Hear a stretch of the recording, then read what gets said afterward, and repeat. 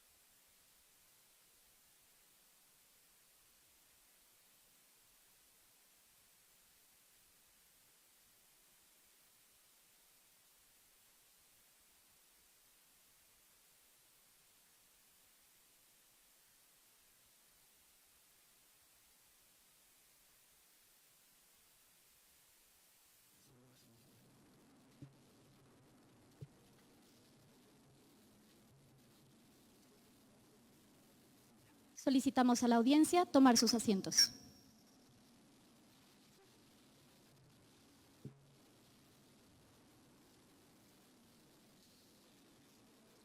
Muy buenos días a todas y todos. Les damos una cordial bienvenida a este importante encuentro nacional contra el acoso escolar, cuyo propósito es socializar la importancia de un nuevo enfoque para la prevención, atención y erradicación del acoso escolar que impulse la actualización de protocolos estatales bajo directrices de lineamientos de alcance nacional.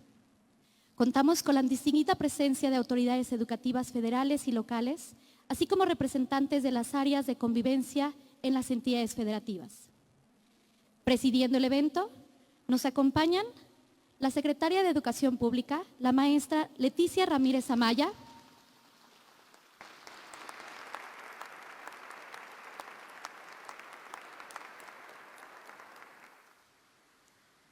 la secretaria de Seguridad y Protección Ciudadana, Rosa Isela Rodríguez Velázquez,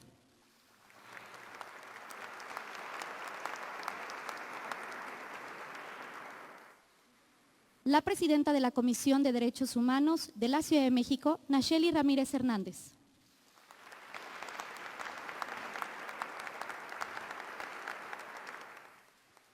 A continuación, cedo la palabra a la presidenta de la Comisión Nacional de Derechos Humanos de la Ciudad de México, Nacheli Ramírez Hernández, quien nos dirigirá un mensaje.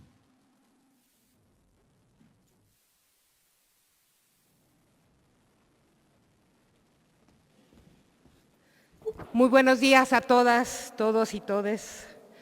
Agradezco la invitación a este Encuentro Nacional contra el Acoso Escolar y saludo especialmente pues, a nuestra anfitriona, la maestra Leticia Ramírez, y a mi queridísima Rosa Isela Rodríguez. Me da muchísimo gusto estar aquí. La violencia entre pares es inherente al surgimiento de la escuela pública hacia el siglo XVIII. Desde la literatura del siglo XIX, autores como Charles Dickens en Oliver Twist y La vida y las aventuras de Nicholas Nickleby, Thomas Hughes en su novela Tom Brown School Days, y el escritor mexicano José Joaquín Fernández de Lizarde en su Periquillo Sarmiento narran esa realidad. Durante gran parte del siglo XX, lo que pasaba en la escuela se quedaba en la escuela. Por la vía disciplinaria, el control a través de castigos, muchos de ellos con alto contenido de agresividad, y por la propia naturalización de la violencia como sinónimo de hombría o de lecciones para la sobrevivencia.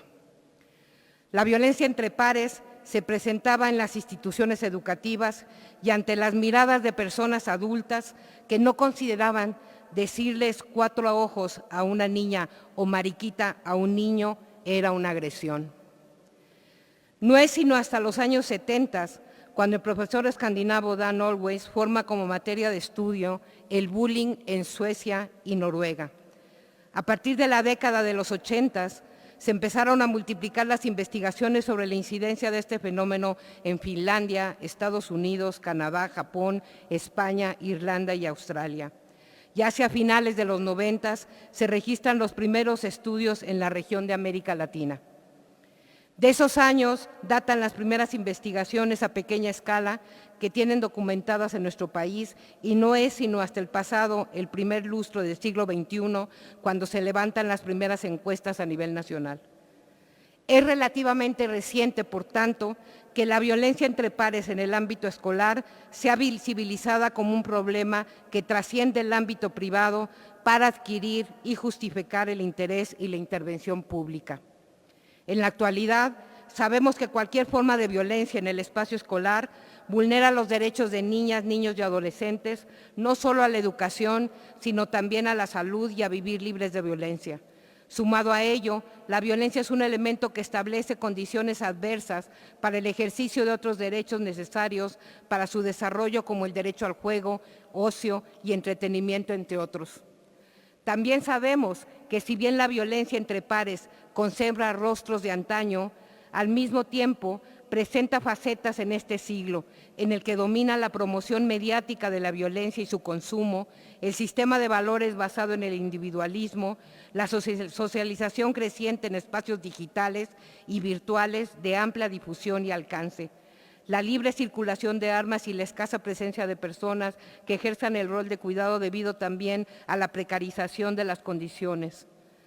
Ante este escenario, parece oportuno aproximarnos a una apuesta pedagógica, humanista, creativa, que se basa en la disposición de espacios de escucha y construcción de acuerdos, una apuesta de diálogo como elemento fundamental de comunicación y resolución de conflictos, pero también para la aproximación a la conciencia y al conocimiento del aprendizaje.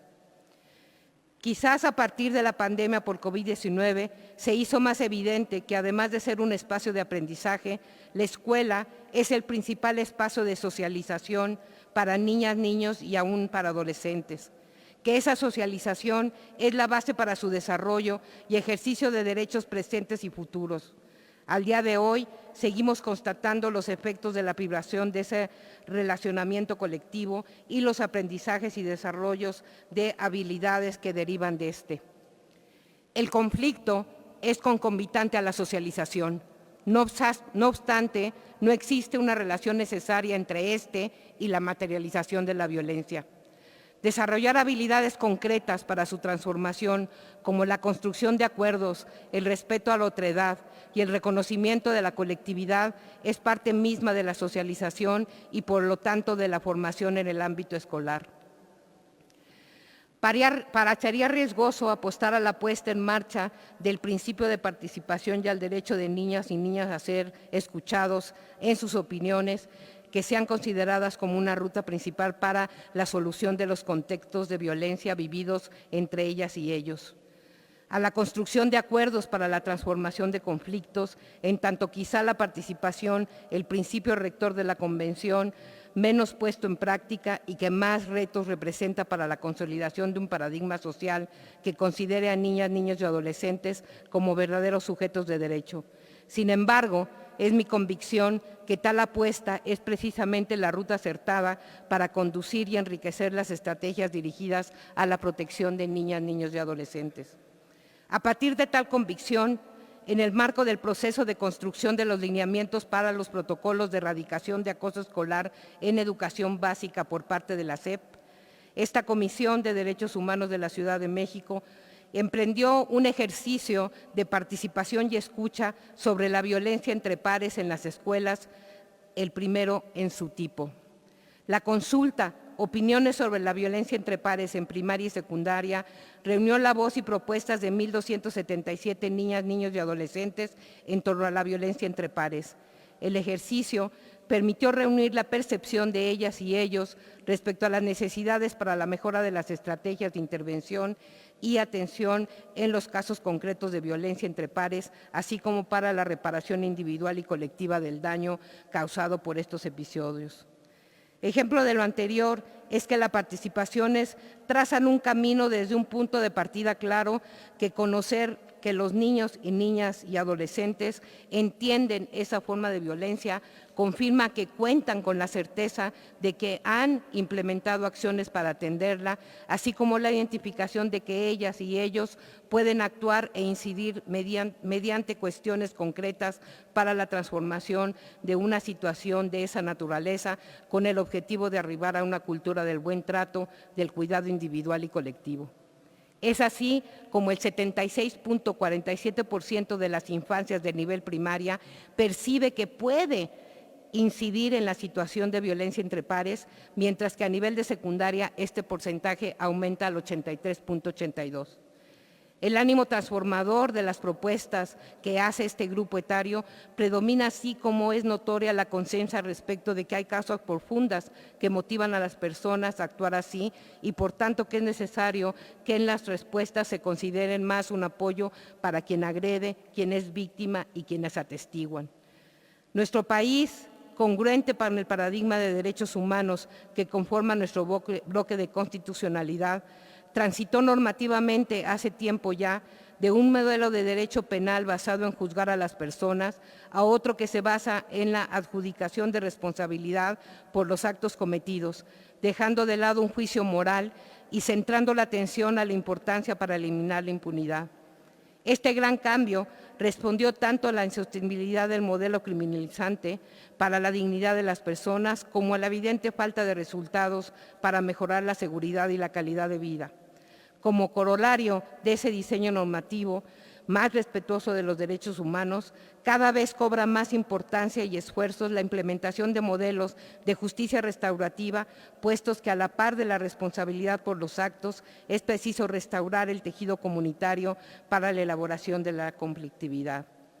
En este mismo sentido, las escuelas, lejos de reproducir modelos inquisitivos para atender cuestiones complejas y multifactoriales, están llamadas a caminar a esquemas integrales de protección efectiva de derechos desde el reconocimiento de su papel como garantes de su interés superior. No es posible, ni tampoco efectivo, caer en la tentación de justificar medidas intrusivas y contrarias a los derechos humanos en aras de terminar con la violencia que, lejos de apegarse, se contendrá y explotará por algún daño social o individual. Mirar hacia atrás a esos supuestos soluciones nos dejará pasmados como estatuas de sal. Con certeza, es un bálsamo saber que una amplia mayoría de quienes participaron en este ejercicio de consulta comparten la importancia de transformar y atender la violencia entre pares mediante el diálogo, el apoyo interdisciplinario, entre otras medidas. A la luz de todo lo anterior, resulta de la mayor relevancia que el día de hoy se realice este encuentro nacional contra el acoso escolar, pues es un paso consciente, congruente e integral para avanzar hacia un estándar de protección de niñas, niños y adolescentes en el país con las características que he delineado, aplicado de manera focalizada a la transversalidad en la prevención, atención, reparación individual y comunitaria de la violencia entre pares. El alto nivel de normalización de la violencia en la sociedad es directamente proporcional a los esfuerzos que debemos hacer para asegurar que las niñas, niños y adolescentes cuenten con herramientas para el autocuidado, el cuidado de su entorno y para construir sociedades más justas sin violencia, con la capacidad de restaurar las rupturas que esto ocasiona en la esfera de los derechos de las personas. Para la Comisión de Derechos Humanos de la Ciudad de México, acompañar estos esfuerzos desde un enfoque de derechos humanos, especialmente de derechos de niñas, niños y adolescentes, a partir de nuestra experiencia en ejercicios de participación, escucha y puesta en práctica de mecanismos de justicia restaurativa, confirma la importancia de nuestro mandato y el llamado a continuar arduamente como en este compromiso. Asimismo, confirma la apuesta de esta Secretaría y también de la Secretaría de Seguridad Ciudadana. Seguramente la secretaria nos compartirá todo lo que tiene que ver con prevención, todo lo que tiene que ver con seguridad humana y seguridad ciudadana, que también se ha venido desarrollando. Estamos puestos a que básicamente transformar la escuela mexicana es transformar las relaciones que en ella se dan. Muchísimas felicidades, secretaria.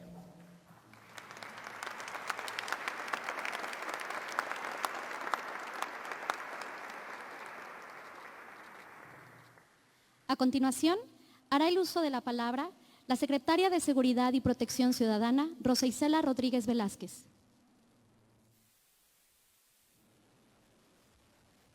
Muy buenos días, tengan todas y todos ustedes. Agradecer en primer lugar a mi querida amiga, la maestra Leticia Ramírez Anaya, secretaria de Educación Pública del Gobierno de México. A participar en este encuentro nacional contra el acoso escolar. Saludar a mi amiga, la doctora Nacheli Ramírez Hernández, presidenta de la Comisión de Derechos Humanos de la Ciudad de México. Y quiero saludar con mucho gusto también a toda la comunidad escolar, a las autoridades educativas de las entidades federativas que se sumaron a este importante esfuerzo de llevar a cabo este encuentro. Saludar a todos los subsecretarios, subsecretarias de Educación Básica de los estados de Campeche, de Baja California, de Hidalgo, de Jalisco, del Estado de México, de Morelos, de Zacatecas y de Puebla. Y también a los responsables de convivencia escolar de también las entidades federativas de Puebla, de Colima, de Guerrero, de Chiapas, de San Luis Potosí, de Campeche, de Veracruz, de Zacatecas, de Aguascalientes, de Sinaloa, de Baja California Sur, de Tamaulipas, Estado de México, Guanajuato, Ciudad de México, Nayarit y Morelos. ¿Me faltó alguno? Quintana Roo. Me disculpo y los saludo también. Muy importante su presencia. Y pues antes de iniciar unas breves palabras de esta invitación a arrancar la jornada del día de hoy y participar en esta ceremonia protocolaria, yo quiero decir en primer lugar, presentarme con ustedes, que pues yo soy hija de maestros. Ese es mi origen. Cuando me preguntan eso, y yo digo que soy hija del magisterio, porque mi mamá y mi papá son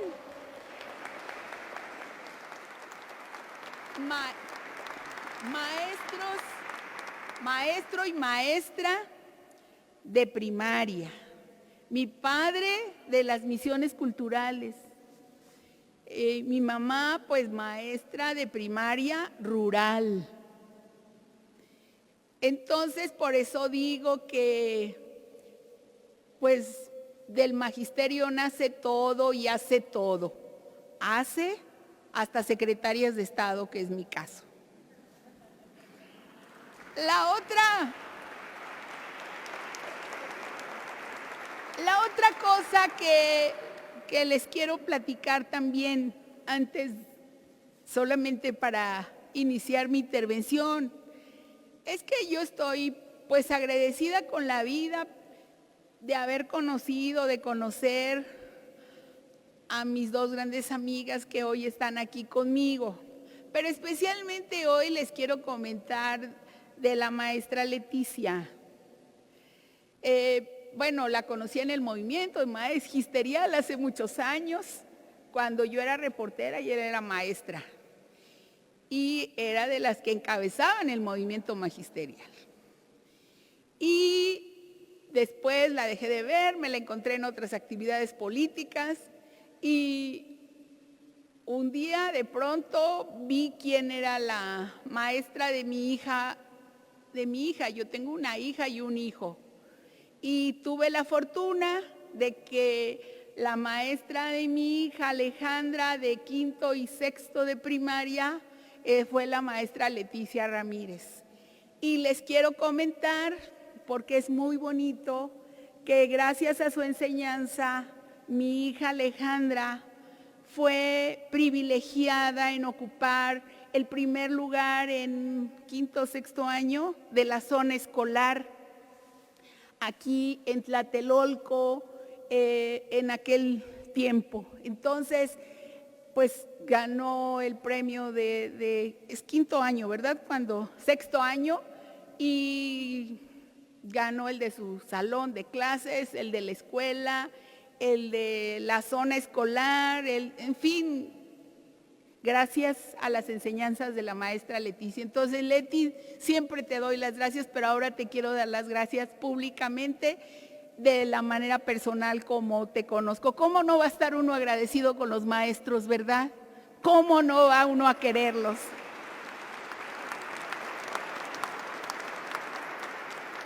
Pero bueno, volviendo ahora sí a la realidad privada, pública, pues me da mucho gusto estar aquí y participar en este encuentro organizada por la Secretaría de Educación para abordar una de las problemáticas más urgentes en nuestro país, que es el acoso escolar.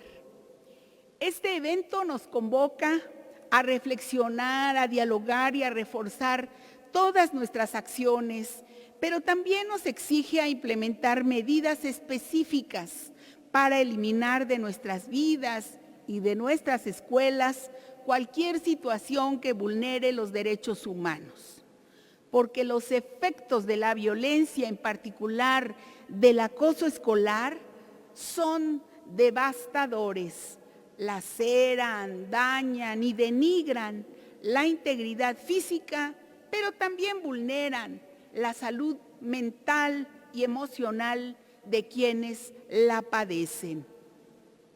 Es una responsabilidad de los gobiernos estatales y de nosotros como servidores públicos y como servidores del gobierno federal atender este tema para garantizar que todos los estudiantes vivan libres de violencia y tengan acceso a un desarrollo pleno.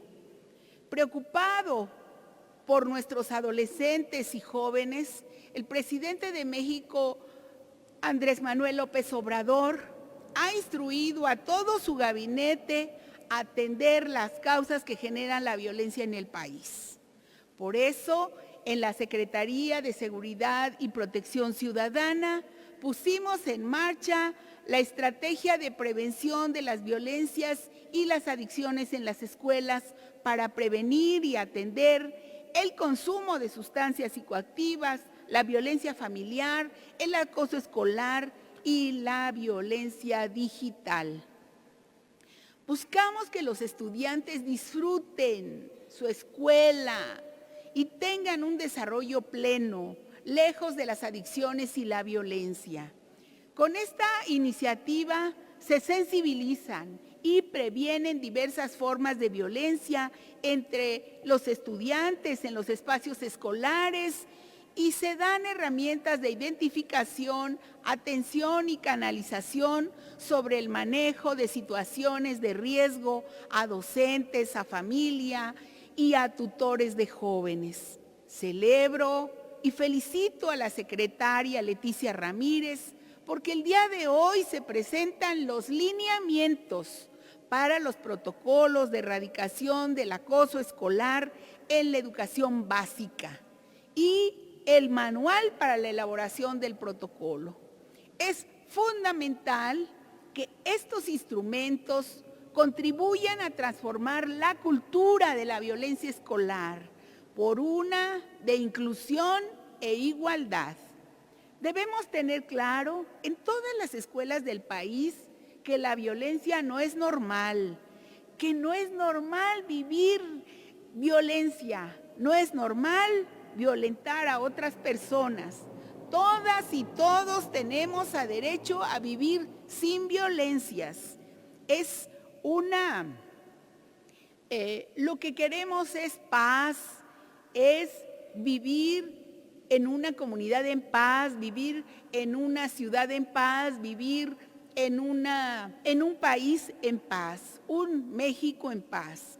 Como autoridades estamos haciendo nuestra parte y es fundamental el acompañamiento de las familias, de los maestros, de los tutores, de las maestras, de los directivos. Los mejores aliados de esta temática sí son los maestros. Son actores claves del cambio y de la transformación. ¿Por qué?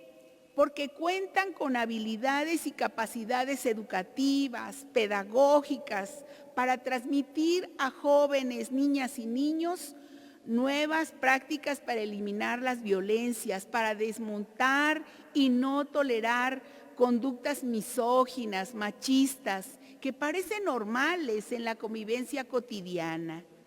Y a promover con el ejemplo cotidiano la resolución pacífica de los conflictos, a construir entornos de confianza para que los estudiantes, niñas y niños puedan expresar sus emociones. Los convoco a que sigamos trabajando para garantizar un proyecto de vida libre de violencias para niñas, niños y todas las juventudes de México. En México no estamos condenados a la violencia ni a las adicciones. Estamos destinados a la paz y a concretar nuestros sueños.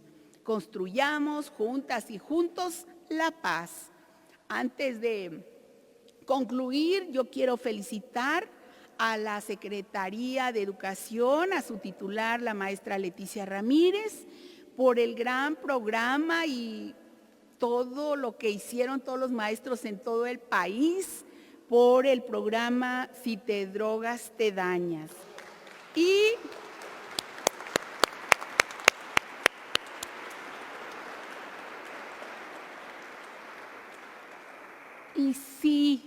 sí, decirles, mi madre dio 46 años clases, todavía vive. Y sí, mi casa, su casa, nuestra casa, huele siempre a lápiz y todavía a gis. Muchas gracias. Gracias.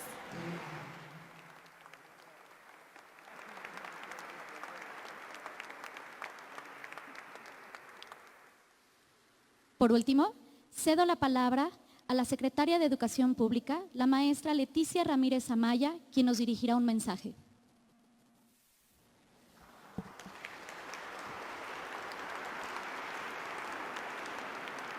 Buenos días a todas y a todos. Bienvenidos y bienvenidas a la Secretaría de Educación Pública, a este hermoso salón iberoamericano.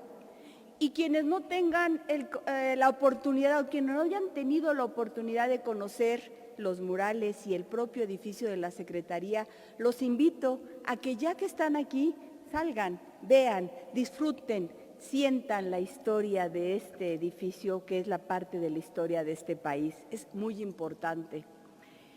Me da mucho gusto compartir este espacio, compartir este evento con la Secretaria de Seguridad y Protección Ciudadana, Rosa Isela Rodríguez Velázquez, y con la Presidenta de la Comisión de Derechos Humanos de la Ciudad de México, Nayeli Ramírez Hernández. Déjenme decirles por qué. Además de que son mujeres inteligentes, valientes, compañeras, amigas, que han luchado desde hace muchos años por la transformación de nuestro país, el país que soñamos y que estamos construyendo con Andrés Manuel López Obrador, nuestro presidente. Hay algo más, tiene que ver con la complicidad. El tema de cuando uno se entiende con el otro, llegas a ser cómplices y logras grandes cosas. Y lo que se ha logrado en este encuentro, en estas tareas que hemos desarrollado, la campaña que informaba o que comentaba Rosa Isela acerca de si te drogas, te dañas, ¿sí? Una estrategia en el aula, nosotros lo hicimos de manera coordinada. Fue un trabajo que se implementó en equipo. Fue un trabajo donde participaron maestras, maestros de secundaria y de media superior, donde hubo el apoyo, la colaboración de todos y todas nosotros. ¿Para qué? Para lograr que el consumo de drogas no se convierta en un tema que lo demos por sentado. No estamos condenados a las adicciones, no estamos condenados al consumo de productos que generan esta dependencia de las drogas hacia nuestras niñas, niños, jóvenes y adolescentes. Y por eso trabajamos juntos y juntas. Y es muy importante, y además, díganme si no se ve bonito, 3 mujeres al frente de tareas fundamentales en este país, es muy importante.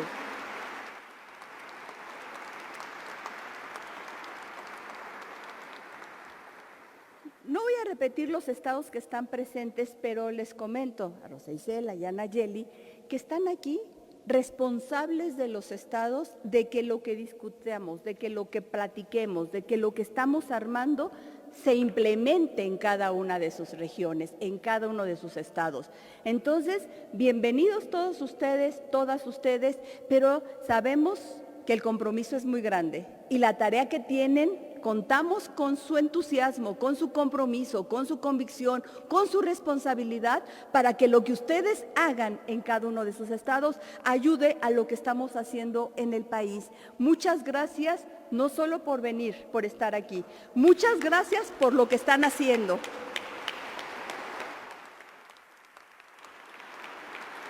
Me gustaría nombrar a todos y cada uno de ustedes, pero llevaría mucho más tiempo, pero solo quisiera destacar la presencia de la comisionada presidenta de Mejoredu, de Silvia Tepatl. Muchas gracias por estar aquí.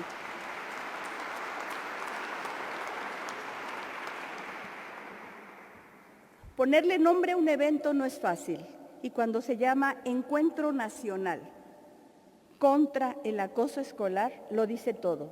Es un encuentro, no es un foro, no es donde solo vamos a platicar. Tenemos que encontrarnos y tenemos que encontrar los puntos de coincidencia y cómo vamos a luchar por algo en lo que no estamos de acuerdo. Y aquí déjenme decirles que es el trabajo que coordina la secretaria Rosa Isela Rodríguez todos los días en el Gabinete de Seguridad. Quizás muchos de ustedes no lo sepan, pero este Gabinete de Seguridad reúne desde las 6 de la mañana, todos los días, de lunes a viernes, al presidente de la República, al secretario de la Defensa, al secretario de Marina, a la secretaria de Relaciones, a la consejera jurídica, a la secretaria de Gobernación, a los diferentes gobernadores según los temas que se vayan tratando, al responsable de Inteligencia Nacional y la coordinadora, la secretaria técnica de ese gabinete es la secretaria de Seguridad Pública, Rosa Isela Rodríguez. Es un trabajo permanente. Todos los días, de las 6 a las 7 de la mañana, están viendo cuáles son los temas más importantes a abordar y las tareas a realizar para mantener la seguridad en el país. No es cosa menor y a veces, de tanto hacerlo, parece que es obvio. Y nunca antes se hacía esto. La primera vez a nivel nacional que se realiza y de manera constante y de manera permanente y con una gran responsabilidad y compromiso de todos los que participan en este comité, en este gabinete de seguridad. Y entonces lo que trataremos hoy aquí en este encuentro no es contrario a lo que realizan todos los días nuestros secretarios, sino el gabinete y el presidente, porque tiene que ver con evitar las violencias. Y eso va de la mano con la construcción de paz, que esa es una de nuestras grandes tareas, la construcción de paz. Por eso, para la Cuarta Transformación, que ha sentado las bases de una manera sólida y profunda para hacer posible una sociedad más humana, más justa, democrática, con igualdad de género e inclusiva. Este gobierno tiene siempre presente que lo más importante es la dignidad humana. Es un valor irrenunciable, irrevocable e inviolable para todas las personas en nuestro país e implica el reconocimiento y el ejercicio efectivo de los derechos humanos y la justicia social. Por eso, la educación ayuda a crecer, a observar el mundo, a encontrarse en él, a interpretarlo, a enfrentarlo a través de un proceso crítico, con autonomía en las aulas, con las niñas, con los niños, con las jóvenes, con los adolescentes. Y ahí planteamos que ellos y ellas deben plantearse todo el tiempo preguntas que les orienten a encontrar caminos para convivir de una mejor manera. Y nosotros, las maestras y los maestros, tenemos que generar esos espacios de confianza para lograrlo.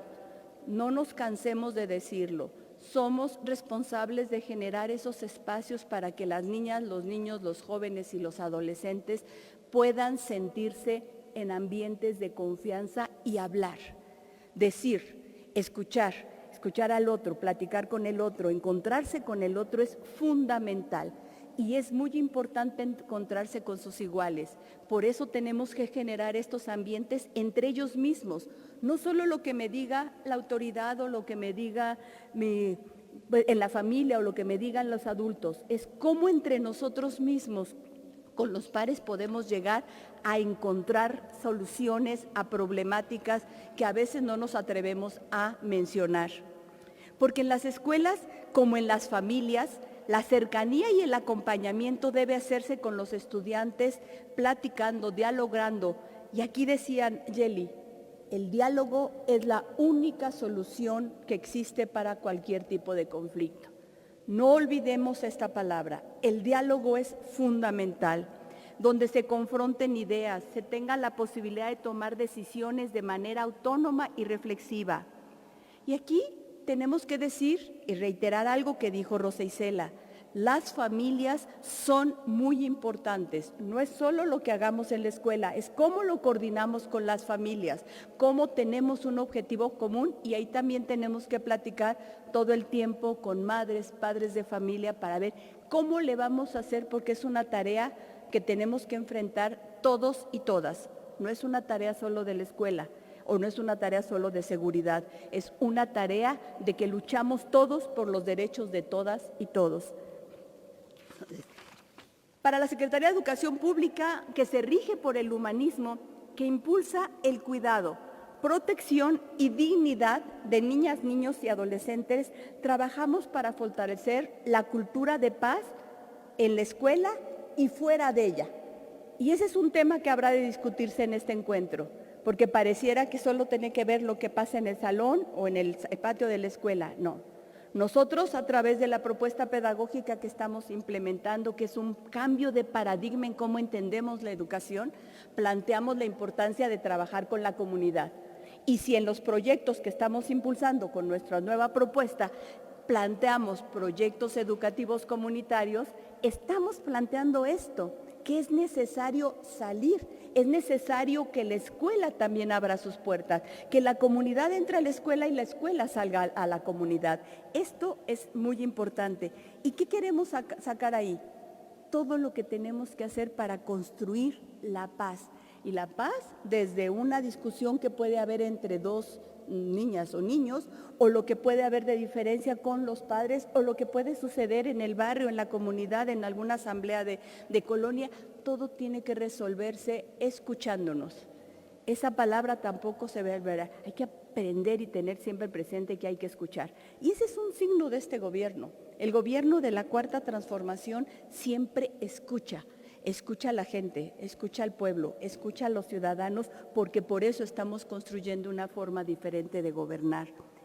Este gobierno, el de la Cuarta Transformación, es promotor del diálogo constructivo, de la solidaridad y la solución pacífica de conflictos, y en apego a esa vocación busca garantizar que las escuelas estén libres de violencia en cualquiera de sus manifestaciones.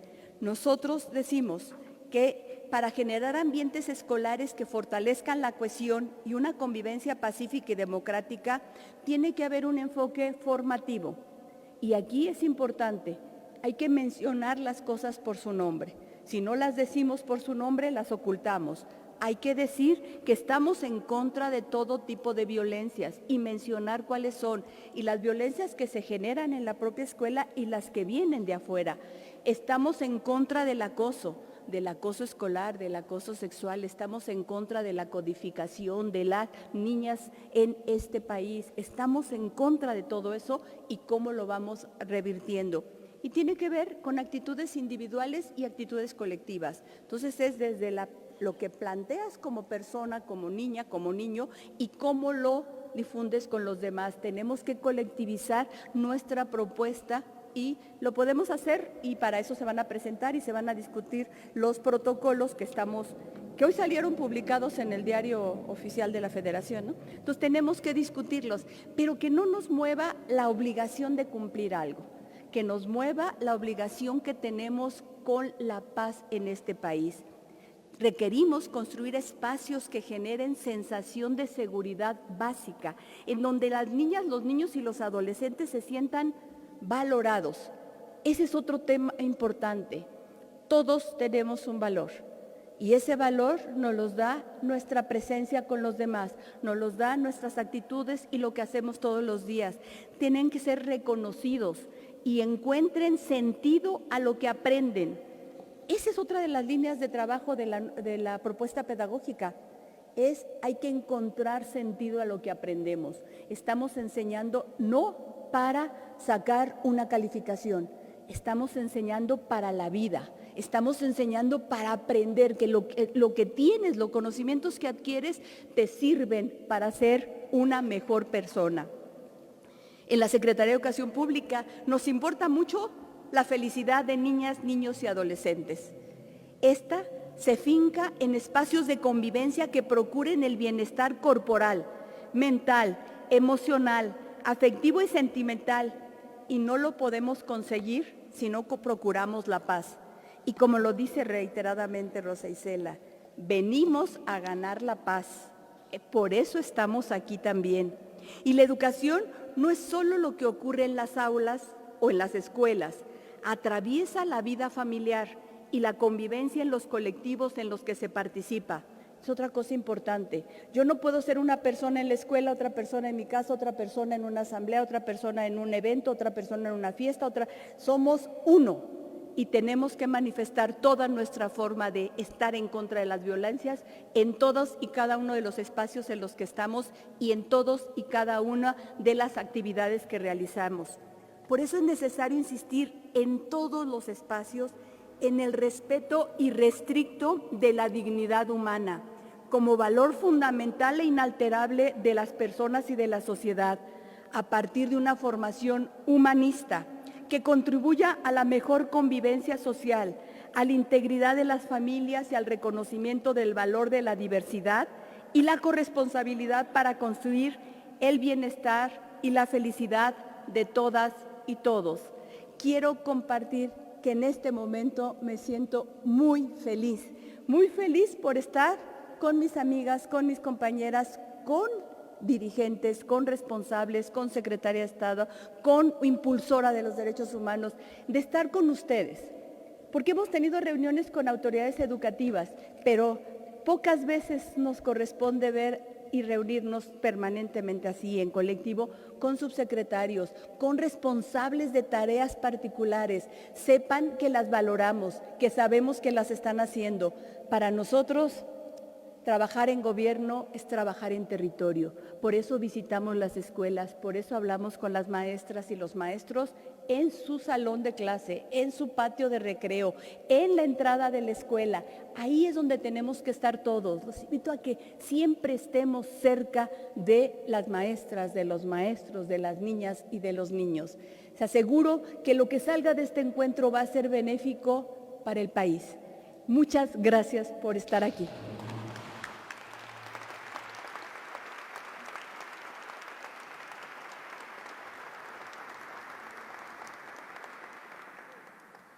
Antes de continuar, solicitamos a las y los asistentes ponerse de pie en su lugar para tomar la fotografía oficial del evento.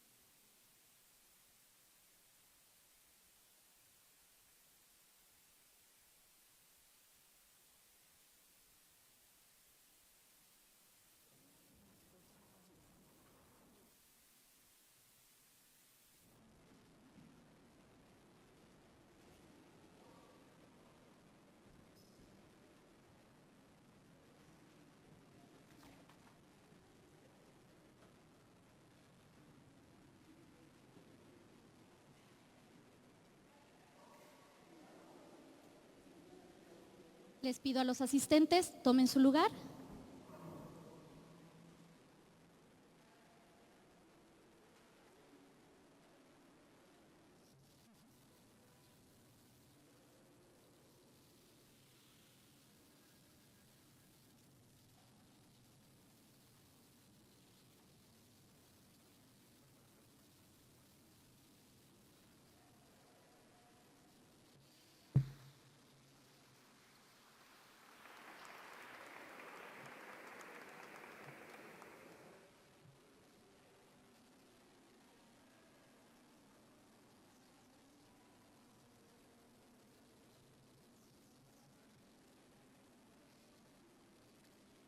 Les pido a los asistentes, tomen su lugar, por favor.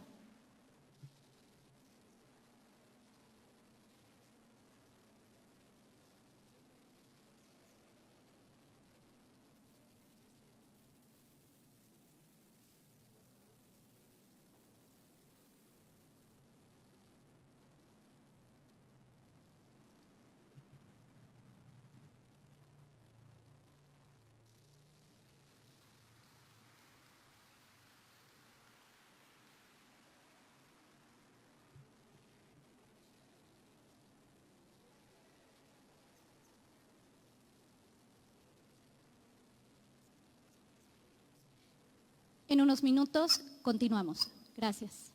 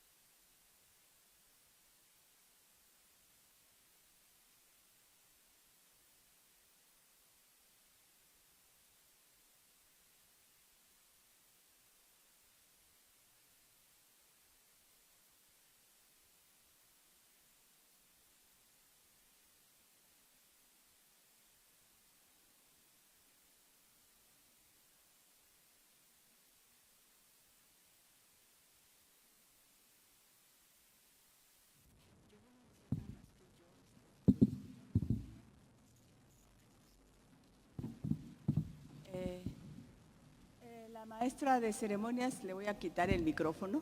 Entonces, ahorita vamos a escuchar ya la primera ponencia que tenemos para este encuentro. Va a estar a cargo de la presidenta de la Comisión de Derechos Humanos de la Ciudad de México y va a ser muy interesante poner atención en lo que se estuvo trabajando. Vamos a ver cómo lo podemos aplicar. Yo estaré aquí escuchando esta conferencia y les aviso, sí podemos platicar lo que gusta. Vamos a hacer un pequeño receso porque después ¿qué creen?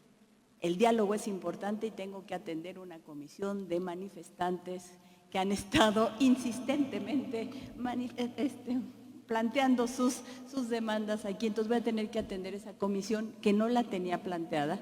Es un movimiento fuerte, un movimiento magisterial, los voy a atender. Pensaba quedarme todo el tiempo en el encuentro, sin embargo, tengo que atender esta parte del diálogo con quienes se manifiestan. Entonces, vamos a escucharte con mucho gusto, Nayeli. Gracias, mi querida maestra. A ver, la primera presentación, por favor, me voy directo para hacerlo ágil y tomar el menos tiempo posible. Decirles que les vamos a presentar los principales hallazgos, pero que pues va a haber una publicación con todo a disposición de todas ustedes, tanto impresa como por correo se las vamos a mandar, también vía los compañeros aquí de la Secretaría de Educación Pública.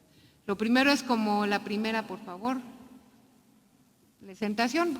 La primera diapositiva era básicamente el decirles que la comisión, o sea, aparte sí, tenemos mucha historia en común la secretaria y yo de trabajos de hace muchísimos años, no les digo cuántos, ¿no?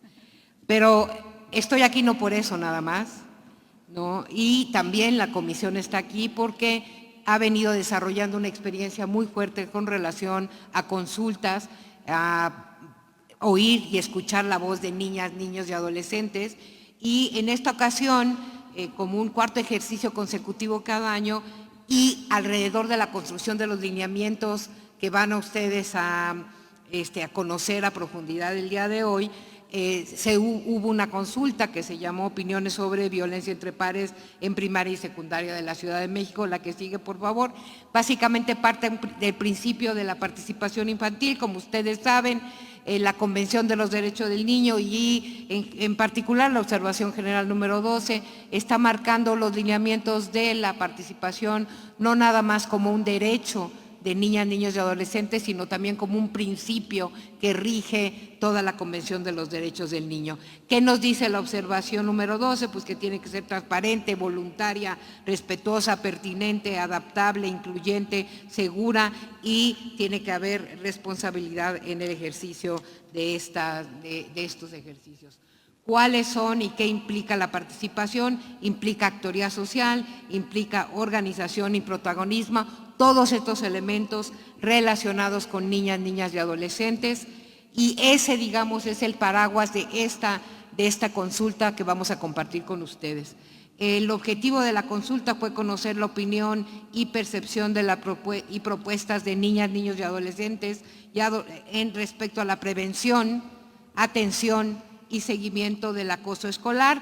Es una investigación cualitativa, ¿sí?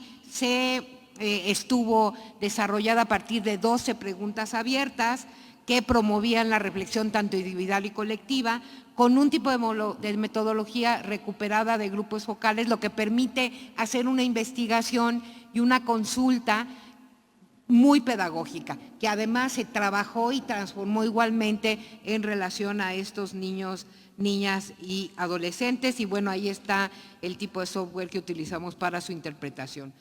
La desarrollamos en el mes de julio, un poquito antes, casi rayando la salida de vacaciones, en la Ciudad de México, en las 16 alcaldías, con la participación de 2.700 niñas, niños y adolescentes. Sí, 777. No, entre básicamente 2.203 en escuelas y 64 niñas, niños y adolescentes en grupos organizados fuera de la escuela. Aquí estamos hablando de grupos muy particulares. Queríamos rescatar bien la voz de los niños y niñas de pueblos originarios e indígenas. Queríamos hacerlo también con niños y niñas con discapacidad y con niñas y niños trans, lo que permitiría naturalmente también tener una visión transversal. La que sigue, como pueden ver, la distribución por sexo fue 669 niñas y mujeres adolescentes y 607 niños adolescentes, y una persona que se definió como no binaria. Mayor, por poquito, participación, como ven, de mujeres. Esta fue mucho mayor a nivel primaria que en secundaria. La que sigue, bueno, aquí está la distribución de trabajo y de consultas a lo largo de todo el territorio de la Ciudad de México. ¿Cuál fue el punto de partida de esta consulta? Fue preguntar qué era la violencia. La que sigue, por favor. Es decir, es una consulta que no está determinando si han sido víctimas de violencia o no, no es una consulta indicativa de esa. Básicamente partimos de entrada, saber si conocían o cómo definían la violencia, el acoso escolar. A ellos se les preguntó específicamente por bullying, que es algo que es muy cercano a sus referentes, ¿no? Nosotros aquí pues nos referimos como acoso o nos referimos como violencia entre pares, pero a los niños, las niñas y adolescentes se les preguntó por bullying. De ahí partimos para ver y preguntarles que qué se ha hecho en relación a esto, cuáles serían las posibilidades de incidencia para eso, qué se debería de hacer para tratar cuestiones de violencia entre pares, y finalmente el punto de llegada fue la construcción de una cultura del buen trato y del cuidado. Y quiero ser muy específica, esta categoría final se hizo a través de las propias respuestas que vamos a hacer de los niñas, niños y adolescentes. O sea, esta ruta básicamente es como la ruta que ya conjuga tanto la puesta en marcha de la consulta como sus resultados. La que sigue, por favor. De entrada, lo primero es que sí es un término muy familiar para pues, la totalidad de niñas, niños y adolescentes. La pregunta es qué era para ellos la violencia entre pares, el bullying, y había una coincidencia en que era algo que lastimaba, que generaba daño y que era inaceptable. Y ahí hay una primera nube que nos está hablando de las palabras que más utilizaban relacionadas con qué era el bullying y qué es el bullying para ellos. Importante que indican formas directas e indirectas de violencia, hacer burlas, poner apodos, pegar, maltratar, golpear, decir groserías, entre otros. La que sigue, 1 de cada 10 también lo relaciona mucho con procesos de discriminación. Es decir, vincula el acoso escolar y el bullying con procesos de discriminación, ya sea por color de piel, por apariencia, por religión, estatus socioeconómico y vivir con discapacidad, racismo, etcétera, etcétera. ¿Cuáles son los tipos de violencia que identificaron? El 61% identificó la violencia en términos psicoemocionales, el 40%, el 38% lo identificó como cuestiones que tienen que ver con la violencia física y el 1.75% como violencia sexual. Esos son, digamos, los 3 grandes elementos de la tipología que ellos identifican como violencia, como acoso. Interesante nada más el hecho de que la violencia física se incrementa en el nivel secundaria, ¿sí? Y que, importante, esta pequeña referencia a violencia sexual es más alta en primaria que en secundaria. La que sigue, por favor. ¿Qué les gustaría que pasara con quienes cometen violencia entre pares? Y esto es bien interesante. La gran mayoría habla y refiere cuestiones que tienen que ver con una visión transformadora. ¿Qué quiere decir? Hablan de cómo hacer, es decir, digamos, rearticular, cómo transformar esa violencia en otras cosas positivas, ¿no? Y que eso era como lo importante de destacar. Otra parte importante también, pero no tan importante como la transformadora, es la visión punitiva. Tiene que haber castigos, tiene que haber normas que permitan castigar y desarrollar exactamente alrededor de esta violencia quienes las cometen. Y hay una pequeña parte que está ahí, es una pequeña, pero es importante considerarla, que retoma cuestiones que tienen que ver con lo retributivo.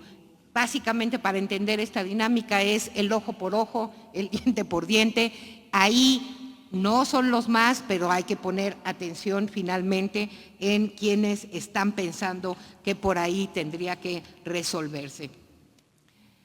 ¿Qué se ha hecho en las escuelas frente a la violencia entre pares? Y como se dan cuenta, la mayoría, 6 de cada 10, dicen y marcan que se han hecho cosas, que se hacen cosas, ¿no? El 22% hablan de, digamos, son estrategias de intervención, no nada más castigos, estrategias de intervención. Están reconociendo que ahí hay cosas que se hacen, ¿no? El otro 22% nos está diciendo que hay medidas punitivas, es básicamente castigos, ¿sí? Y el 21% nos habla de que no hay básicamente omisión o que se pasa de largo cuando hay situaciones como eso. Particularmente en el ciberacoso, y aquí se los ponemos porque van a tener también bastante que platicar sobre esto, y es más, es algo que va a ir creciendo, ¿no? Exacto, va a haber una conferencia sobre eso, ¿no? Lo va a dar la Secretaría de Seguridad Ciudadana, ¿no?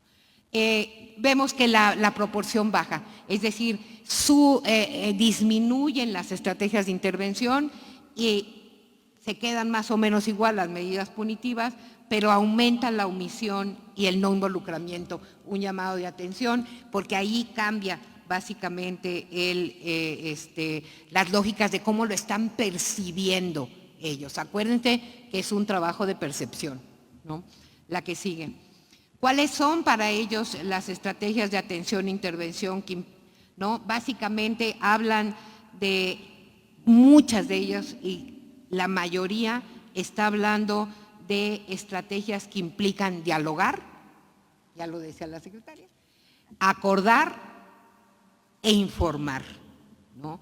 Tenemos un 51% que habla de estrategias de intención que consisten en el diálogo, en la comunidad sobre la violencia, en la promoción entre quienes están involucrados, etcétera, etcétera. Es una gran mayoría. El 45% identifica intervenciones que consisten en incorporar a otros actores sociales. Muy importante, y lo vamos a ver ahorita en otras preguntas adelante, es cómo ellos ven que no nada más es una cuestión que se da en la escuela, sino que involucra comunidad y padres de familia e involucra entonces no nada más a la comunidad escolar presente en el espacio educativo, sino a la comunidad escolar como también la conocemos nosotros, que es esta que rebasa los muros de la escuela.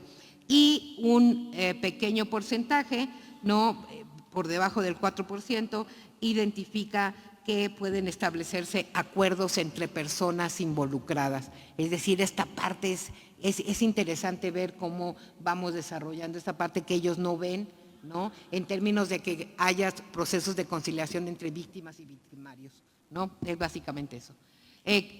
¿Cuáles son las posibilidades de acción e incidencia de las infancias y adolescencias frente a la violencia entre pares?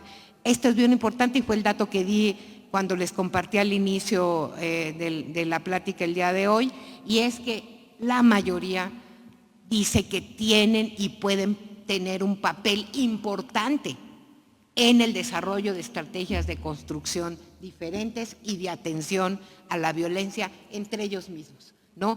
Esto además es importante en primaria, en un 76%, pero aumenta y se incrementa con los adolescentes de nivel secundaria. Es decir, sí hay un afán de querer participar en estas estrategias. La que sigue. ¿Cuáles son estas maneras que ellos ven que pueden hacerlo?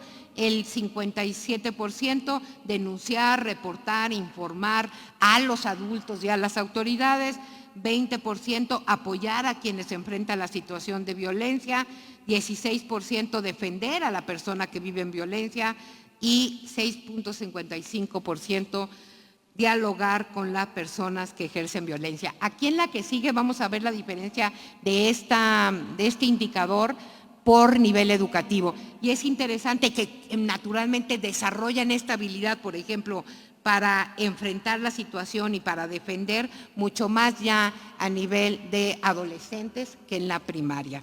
La que sigue, por favor. ¿Qué se debería de hacer? Para ellos, entre las más importantes, establecer mecanismos de denuncia, ¿no? Que es parte de lo que está establecido en estos nuevos lineamientos, retomando esto, garantizar el acompañamiento, obligar, dialogar y ayudar a las personas involucradas, garantizar el acceso y el apoyo profesional, implementar estrategias de atención y prevención, medidas para las personas que ejercen violencia e informar a los responsables de cuidado que estén cercanas al asunto. ¿Con qué mecanismos ellos plantean que se pueden hacer la denuncia? Básicamente solicitar mecanismos están solicitando que no se les minimice, por ejemplo, que cuando ellos van y dicen se les haga caso, ¿no? Que sean visibles, ¿no? Que las validen, que garanticen que si ya lo denunciaron, que garanticen el debido seguimiento, ¿no? Y naturalmente la atención inmediata cuando ellos están presentando una denuncia o están diciendo que está pasando algo, ¿no? Entonces, básicamente lo que requieren es escucha, es constante en esa parte. La que sigue, por favor. ¿Qué se debería de hacer? En un 36% nos dicen que mayor supervisión y vigilancia. En igual porcentaje del 22%, la creación de leyes y normas, la intervención de policías y otras autoridades en un 22%. 18%, fíjense, nos hablan de cuestiones que tienen que ver con instalación de cámaras, ¿no? Esta parte punitiva de seguridad, de seguimiento. Y aquí quiero destacar lo de revisión de mochilas porque es el 2%. Y esto que generalmente es lo que se ha venido como estableciendo para resolver, los niños no lo ven como útil, lo mencionan, de hecho ese 2% entre los que contestan representa 5 niños de todo el universo, donde creen que la revisión de mochilas es algo que puede ser importante de hacer para resolver las cuestiones de violencia y de bullying. O sea, lo consideran que no sirve para nada, ¿no? ¿Cuáles son las propuestas de acción de infancias y adolescencias de otro tipo de grupos? Y aquí me gustaría nada más rápidamente destacarles que esto es generalmente del grupo de infancias y adolescentes trans. Y nada más que vean el tipo de discurso. Y aquí hablo mucho de que estos grupos son grupos que trabajan igual mucho como enfoques, ¿no? Y ahí se ve cómo su narrativa es bastante más diferente. Y naturalmente, siendo un grupo que todo mundo sabe que está incrementándose en casos pequeños, pero en muchas escuelas, este tipo digamos, de niñas, niños y adolescentes se sienten altamente discriminados, piensan que por ahí tiene que haber y sujetos a tipo de violencia muy específica. Finalmente, en la parte de hacia una cultura y del buen trato y cuidado, el 53% considera que lo importante es la protección y el cuidado de las infancias, mostrando interés hacia ellos. El 36% que hay que generar entornos de aprendizaje seguros basados en la confianza y el respeto mutuo, y el 11% el promover espacios de diálogo y escucha. Básicamente estamos hablando exactamente que ellos mismos determinaron esta categoría. Todo tiene que ver con construir diálogo, todo tiene que ver con cómo nos involucramos y cómo involucramos a la demás. La siguiente es una nube igual con lo que más ponen, y aquí destaca mucho la parte que tiene que ver con el involucramiento no nada más de los maestros y las maestras, sino también de padres de familia, de compañeros y de otras figuras que generalmente no se toman en cuenta cuando se establecen estrategias de acompañamiento y erradicación de este tipo de violencias. La que sigue es mucho más clara, ahí ni se ve, pero básicamente lo que dice es quién debe cuidar, pues desde los papás, los abuelos, nuestros familiares, los maestros, la policía, ¿no? Como escuchándolos, previniendo, haciendo acciones, ¿no? Y básicamente lo que están planteando, y ese es importantísimo, es este llamado al cuidado y a la protección. Básicamente, ¿para qué? Pues para no sufrir. Y este cuidado y esta atención va hacia las dos ramas.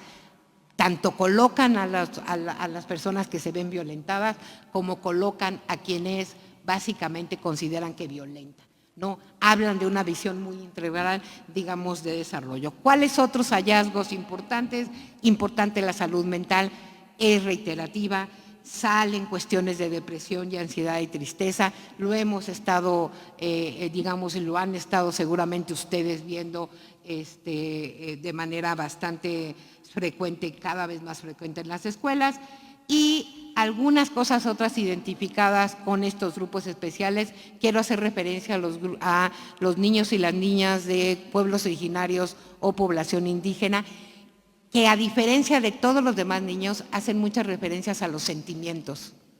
O sea, no colocan la violencia en lo físico, en el maltrato, sino el impacto en los sentimientos. Entonces dicen, la violencia me pone triste, la violencia nos pone triste, y lo que tenemos que hacer es básicamente transformar esa tristeza en otras cosas.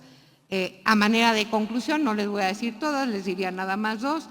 La opinión de esto se los les digo, va a estar el documento completo para que lo tengan. La opinión de las infancias y adolescencias debe ser considerada como una contribución primaria en la aproximación de las respuestas a la violencia entre pares. Estas opiniones fueron tomadas para la creación de los lineamientos, y estas opiniones tendrían que ser tomadas para la creación de los protocolos y las estrategias específicas que ustedes y cada escuela tendrían que desarrollar. La respuesta frente a la violencia entre pares es variable en función de los planteles y los niveles educativos. ¿Qué quiere decir? No estamos hablando que esta percepción sea pareja. Hay escuelas donde se ve muy claramente que perciben la atención, y hay otras donde hay, digamos, lagunas alrededor del problema. Entonces, tenemos que ver que es diferenciado y que no podemos hablar de golpe, de que todas están generalizadas de esa manera. Hay una manifestación del deseo de ser cuidados y de ser protegidos, esa es la demanda principal, ¿no? Y hay esta visión, la que transforma la conducta como la mayoritaria, la de naturaleza positiva y la retributiva. En ambas dimensiones hay que comprender que hay un contexto social y cultural que determina que tengamos esas visiones, y por lo tanto igual es tarea transformadora de la escuela transformar y abordar más a la visión transformadora. La presencia de estas 3 visiones la verbalizan los niños y las adolescentes y tendrá que ser tomada en cuenta para el diseño de estrategias, porque parte del diseño de estrategias igual tendría que ver cómo transformamos estas visiones. Y también refieren la importancia de reconocer a quienes atestiguan los actos de violencia para intervenir o defender. Y eso también está tomado en los lineamientos que ustedes van a conocer a partir del día de hoy, y tiene que ver con esto de los espectadores y las espectadoras. Importante, los niños lo señalan también. Entre otras recomendaciones, mantener el caso por caso y también lo colectivo en cualquiera de las acciones y las estrategias que ustedes desarrollen y los protocolos. Considerar mecanismos de escucha y participación en todos los protocolos y en todas las estrategias que se desarrollen a partir de esto. Básicamente tenemos que incorporarlos en la participación de las estrategias, teniendo y siempre considerando que no es responsabilidad de los niños y las niñas y los adolescentes la estrategia. Hay que involucrarlos, pero la responsabilidad sigue siendo de nosotros los adultos, ¿no? Implementar medidas a partir de casos específicos donde se detecten patrones y con ellos se desarrollen medidas de no repetición. Eso es muy importante. Acuérdense que generalmente cuando vemos problemas muy agudos en escuelas, se hace como una repetición en racimo, ¿no?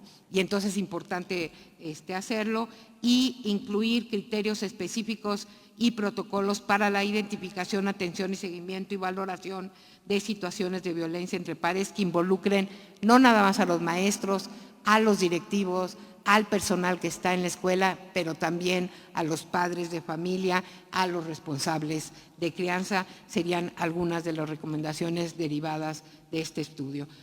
La verdad, es un estudio, como verán, único en su tipo. No hay estudios, hay unos que intentan medir la violencia, etcétera, etcétera, pero muchos donde los adultos opinamos que es la violencia entre pares y el acoso, pero hoy por hoy, sí, ya vamos a la última, ya nada más. Ya acabamos, ¿no?